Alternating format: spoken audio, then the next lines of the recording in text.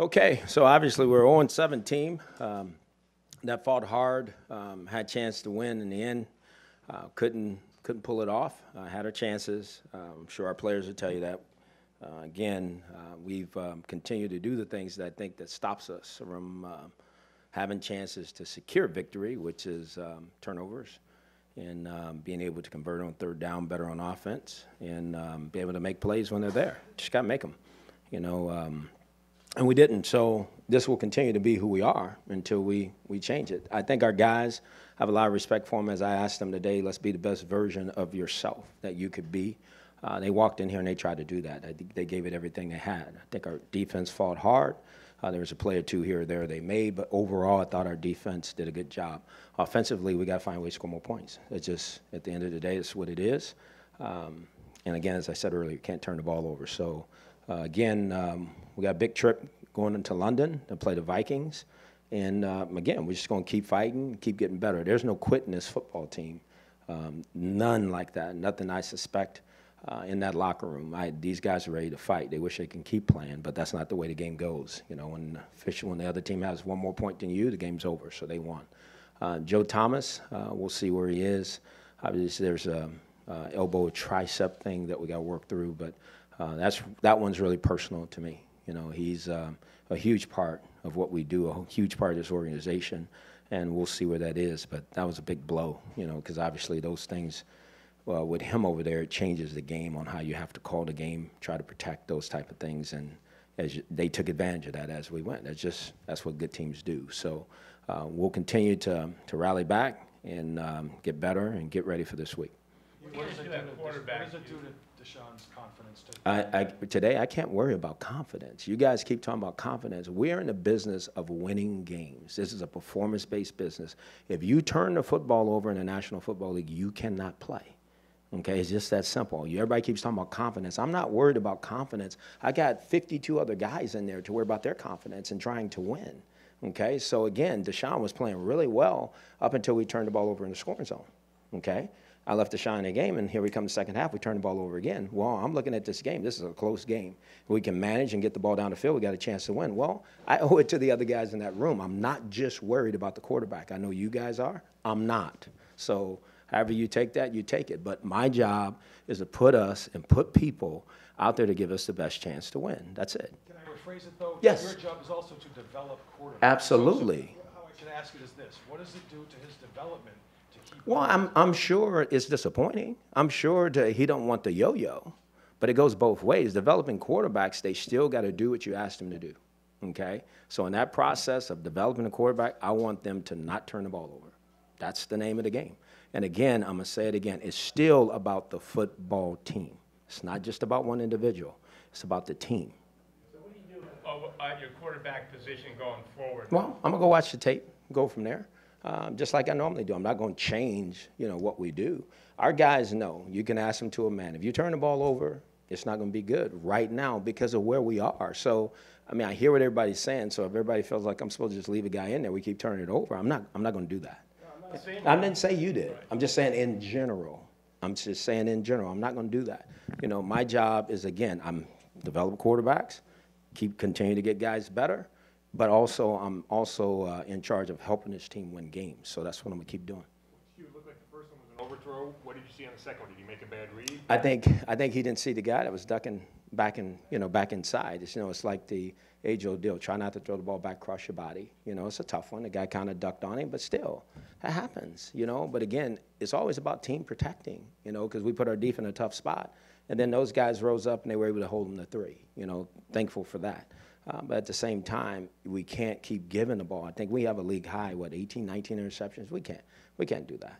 Hue, you're thinking on the not taking the 15-yard penalty there. We honestly thought, that these guys were going to kick. Their guy had been sensational in that area. Okay, so again, you can take the 15. We held them to 3. We can question that situation. I thought that in that situation they would go kick the ball on 4th down. They went for it. They made it. They kept going. Our defense rose up and held them to 3. That's what the decision was about. We thought they would kick. Their guy was whatever he was. He's been spectacular in that area. Thought he can kick the ball. He didn't, so they went for it. Do you know if Joe's tricep is torn? Don't know that yet. Obviously, got to get the MRI, check it out. But I think we all know how tough Joe is. If there's any chance he could have been out there, he would have. So obviously, it's pretty serious. I think you guys had 12 more penalties. What does that tell you about your team? That we're undisciplined. And that's a direct reflection of me. And it disappoints me to no end. And some of them we get called, and I'm just going to say it. I mean, I'm shocked. But we'll get, the reports back, and maybe we didn't do this or do that.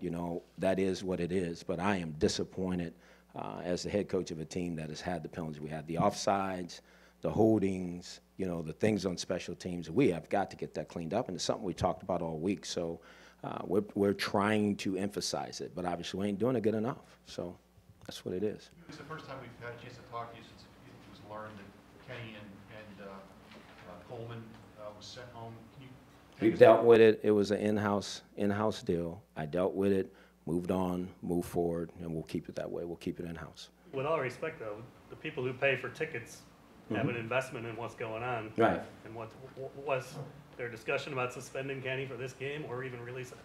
It was our discussion, like I said, was in-house. We made a decision, which we thought was best at the time, and I think Kenny and Corey both understand where we are with both of them.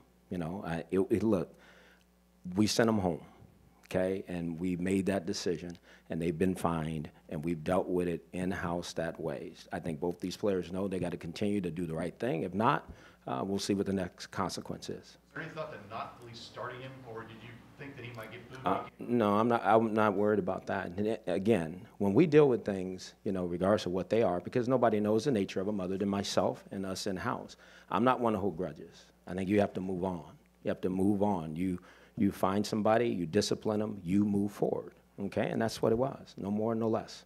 All the bread late was right in front of you. Did it look like I don't know. Right. You fell down with, did it look like a catchable ball? I don't know. Have to watch the tape to know that for sure. Is he hurt? Who, Kenny? I don't think so. Yeah, I think at that time, the wind got knocked out of him, and he was able to come back. What about Kessler? He turned it over to He did. He threw the ball down the middle and turned over there, no doubt. But I thought there was some rhythm to the offense. I thought it was a heck of a drive coming off the 1-yard line to go lead to a field goal. So again, I got to watch the tape. I'm not going to sit here and anoint Cody this or Deshaun that. Look, this was today's game. And I don't know. Maybe this is the way it's going to go for the rest of the year. I can't tell you. I don't know that. But I'm going to find a way where we can't turn the ball over, because you can't win when you turn the ball over. We've proven that. So we got to get the turnovers out of here. What did you tell Joe Thomas? That I love him, and I appreciate everything he is. And I promised him when he's back, if he is back, we're going to get this thing figured out, because he is Cleveland Browns football. He is the guy that keeps us all going and moving forward. So we owe him more than what we've given him thus far. That's for sure. Did it hit you that's the longest snap streak in the NFL? Absolutely. That's why I walked out there on the field. Joe Thomas means that much to me personally and professionally, and that's tough because I know what he's all about, just like you guys do. He's one of the best of the best, and like I said to him, and I'll keep saying it to everybody, he deserves better, and we got to get him better. Would you say that heading into this game in London, is everything on the table? Hogan, Everything right now is on the table, Mary Kay. How can it not be? I just think I have to. I just think that's only right and only fair.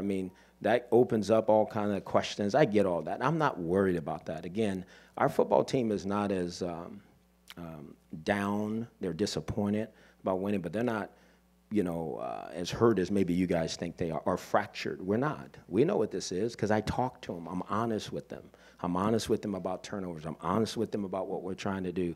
They get it. So there's not a man in that room does not stand behind me and support what I'm trying to do, just like I support what they're trying to do. So we just got to put it all on the table, figure it out, and keep going forward. Good. Oh, wait, no, there was I think there's a report circulating, I think it might even be on Channel 19, that showing Kaiser out at a bar or something like that until 1 o'clock on Friday morning. Does that mean anything to you whatsoever? It means a lot to me. Because that's not, again, guys' personal time is personal time, but I still think that that's not what our guys do. I think our guys work at what they do. I would be surprised at that. I've never heard that.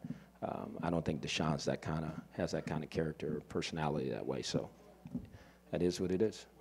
We have the video, so he was. It's 1:30 in the morning, and even if there's not a curfew, this is a guy trying to Yeah. get in the playbook. Yeah, it's not a curfew. You're right. You said it. So that's the first I've heard of it. So appreciate you guys sharing that with me. Thank you.